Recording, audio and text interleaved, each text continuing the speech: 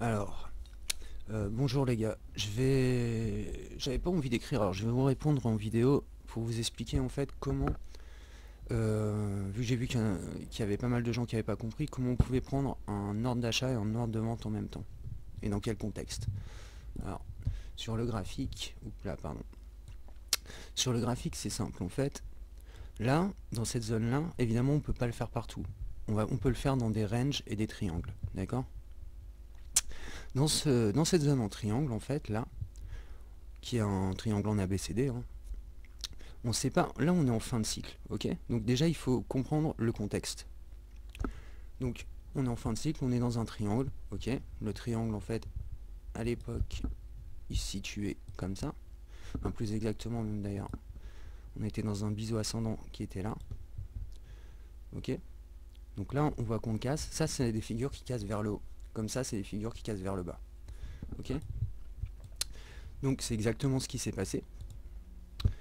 Mais là, on est quand même dans un marché baissier. D'accord? Donc on ne sait pas trop est-ce qu'on va remonter ou est-ce qu'on va descendre. Du coup, qu'est-ce qu'on fait? Quand on est dans un marché qui est comme ça, qui est dans ce contexte-là, un peu plein d'incertitudes, tu vois, on ne sait pas si on va casser la trendline ou on va aller rechercher plus haut, et bien en fait, tout simplement, alors je vais prendre ma barre d'outils, on va poser, par exemple, ici, je vais vous expliquer pourquoi ici, alors ma souris déconne un peu, alors, hop, et un ordre de vente là. Donc là on pose l'ordre d'achat, limite hein, évidemment. Donc qu'est-ce que c'est un ordre limite? C'est ça, tout simplement. C'est on n'achète pas au marché, on achète en limite à un certain prix. Donc en fait on met le prix qu'on veut, d'accord? Donc ça je suppose que vous le savez. On met le prix par exemple ici qui est à 7100. À 7100, mon trade il sera pris. Alors pourquoi je ne le mets pas plus bas? Parce que c'est vrai que tu me diras je pourrais le mettre là, etc. Bah non, en fait, je vais pas le mettre là parce que s'il sort et qu'il fait un pullback, donc qui vient retomber là-dessus et qui en fait recasse vers le bas, bon bah là je suis baisé, donc je peux pas le faire. Du coup, je le mets assez haut quand même, enfin assez haut. Je le mets juste en fait au point où on est arrivé en fait. Ok? Donc dans cette zone là, je vais prendre un ABCD, A, B, C, D, E. Donc dans cette zone là, je vais prendre le point C et le point D. D'accord? Là, comme ça, je suis sûr, en fait, en gros, quand tu fais ça, tu es sûr de ne pas louper le train. D'accord? Parce que le marché, il se cherche. Un triangle, ça c'est un triangle de continuation de tendance normalement. Donc ça peut être baissier. Des triangles, il y en a plein, hein. Et des ranges aussi. D'accord? Après, donc un range, c'est un couloir en fait, hein. En gros, c'est en range, mais en vertical. Et donc, ça fonctionne aussi.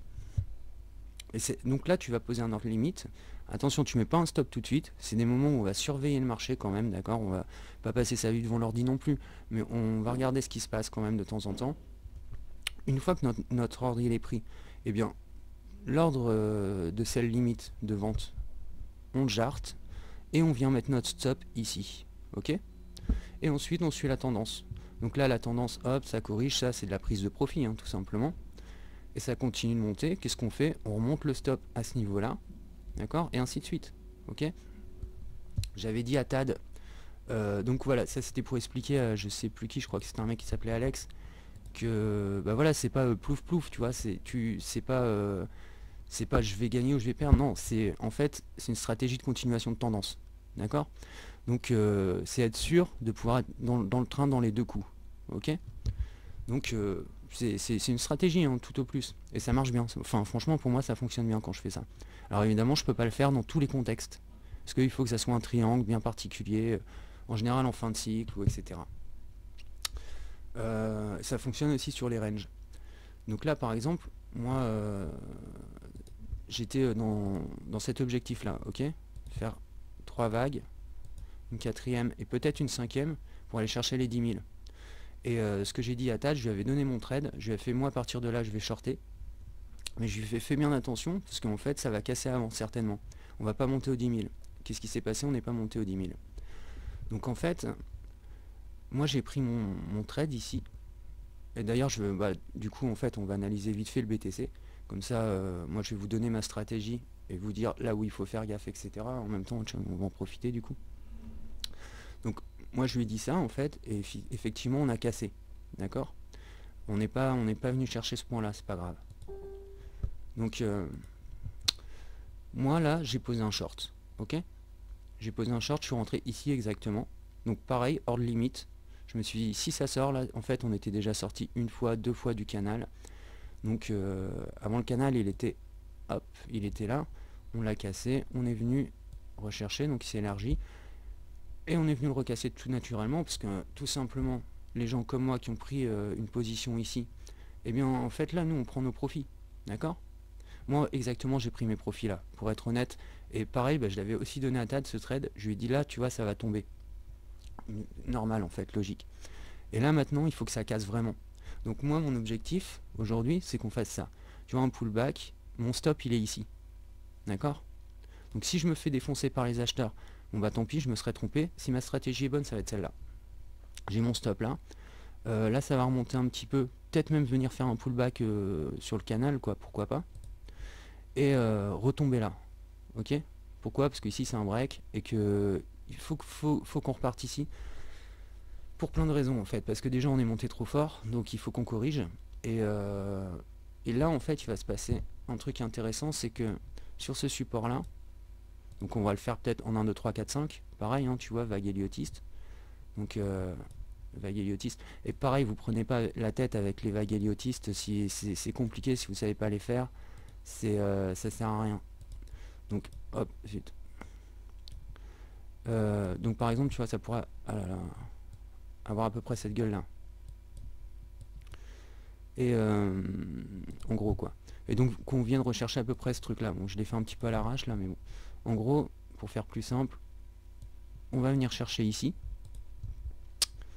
et repartir soit comme ça, ok, et là on fera donc encore des vagues héliotistes, 1, 2, 3, donc une vague 3 c'est plus étendu que le 1, donc c'est mauvais pour le Bitcoin parce que c'est déjà une très grosse vague 1, donc si c'est ça, ça va corriger sévère par la suite, donc moi c'est pas trop ce que je voudrais voir c'est ça en fait, qu'on vienne rechercher le support ici, ok. Pourquoi? Parce qu'en fait ça va permettre au marché de souffler, de corriger, et ensuite moi ce que je recherche là-dedans c'est ça en fait, c'est que là il y a trop de volatilité, d'accord, et dans un marché comme ça c'est pas bon. Nous ce qu'on veut en fait c'est ça là en fait, qui est très peu de volatilité. Ça je parle pour les mecs qui veulent acheter au long terme, et ça c'est notre canal haussier, c'est le canal où le truc est normal, ça c'est de l'anomalie, tout ça c'est de l'anomalie, d'accord. C'est de l'anomalie marché parce que voilà, on est monté trop haut, bah ça descend trop haut. C'est comme quand tu lances une pomme, tu la lances pas haut, bah elle retombe, elle a juste un coup, tu la lances très haut, elle s'explose au retour, bah c'est exactement ce qui s'est passé sur le BTC. Pour vous faire une petite explication, moi j'avais des positions que j'avais prises en 2014 il me semble, ouais c'est ça. Ouais. Je suis venu renforcer, ici on était à 3000, donc c'était ouais, ici, et à 5000 ensuite. Je suis venu renforcer là et là, deux fois. Donc ça c'est mes dernières positions hold, hein, on va dire, sur le Bitcoin, et je suis sorti à 18 500. Donc là en fait, exactement un truc dans ce genre là ici. Et pourquoi? Parce que ça montait trop exponentiel, tout le monde commence à parler du BTC, etc. Moi ça enfin voilà, je me suis dit c'est le moment de sortir, j'ai bien fait, et là j'ai shorté. Donc là en fait quand je dis short, je prends que des swing trades en fait. Ok, par exemple là j'ai pris un swing ici, un trade qui a duré, je sais plus c'était combien, ça c'était très rapide, hein, ça c'était 2-3 jours, environ ici. On va retourner en 4 heures, ça va être plus lisible. Hop. Ma souris déconne un peu. Donc voilà.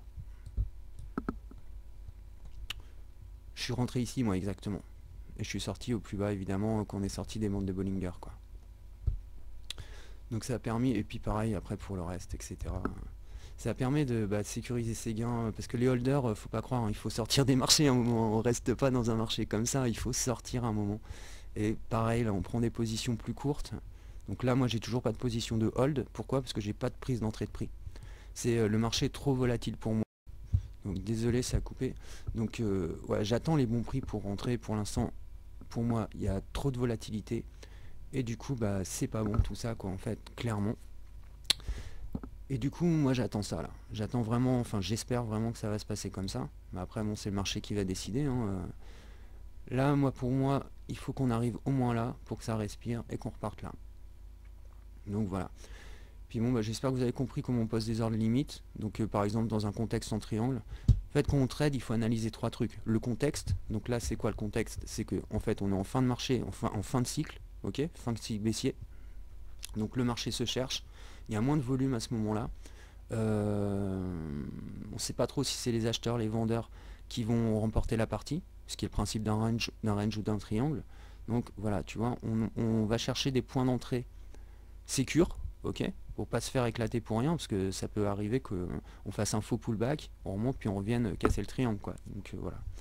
Enfin bon, bref, tout ça c'était juste pour vous expliquer tout ça, pour vous dire, parce que je voyais qu'il y avait des gens qui disaient ouais mais faut être sur plusieurs exchanges, etc. Non, non, on n'a pas besoin d'être sur plusieurs exchanges. Ça fonctionne sur un marché avec les ordres limites, et voilà. Donc voilà, bah, je vous ai dit à peu près, j'espère que ça vous a aidé, et bah voilà, à plus les gars, ciao.